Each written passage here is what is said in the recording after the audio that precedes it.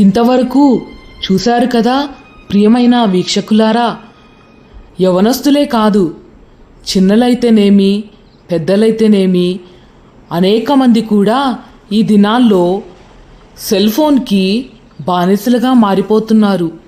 దానిని ఎలా ఉపయోగించాలో ఉపయోగించడం మానేసి దాని కంట్రోల్లోకి అందరూ వెళ్ళిపోతున్నారు. కానీ దానిని ఎవరు కంట్రోల్లోకి తీసుకోలేకపోతున్నారు. మొబైల్ అనేది చాలా పాప ప్రపంచం అయి ఉంటున్నది.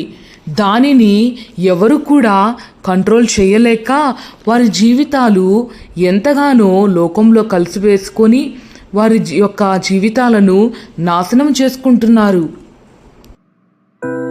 మనకైతే దేవుడు చెప్పినట్టుగా దేనిని కూడా దేవుని కంటే మనము ఎక్కువగా ప్రేమించకూడదు.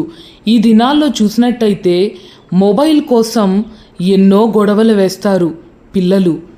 మొబైల్ కోసం ఎంతగానో అనేక మంది గొడవలాడుకుంటారు భార్యాభర్తలు.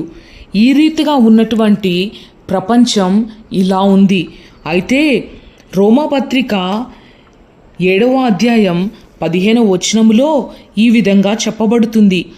ఏలయనగా నేను చేయునది నేనెరుగను, నేను చేయ నిశ్చయించినది చేయక ద్వేషించినదియే చేయుచున్నానని. చూసారా, దేవుడు మనకి ఏదైతే చేయొద్దని చెప్తున్నాడో దానినే చేయడానికి మన మనస్సు ఒప్పుకుంటుందంటే ఆ పాపానికి ఎంత లొంగిపోతున్నామో అని అర్థమవుతుంది కదా. ఆజ్ఞను అతిక్రమించడమే పాపం. మనము ఏది చేయాలని ఇష్టపడతామో దానినే చేయిస్తుంది పాపం. కాబట్టి దేవునికి అయిష్టమైనవి మనము చేస్తున్నామంటే దేవుని మాటకు లోబడక ఆయన ఆజ్ఞను మనము ధిక్కరిస్తున్నామని దాని అర్థం.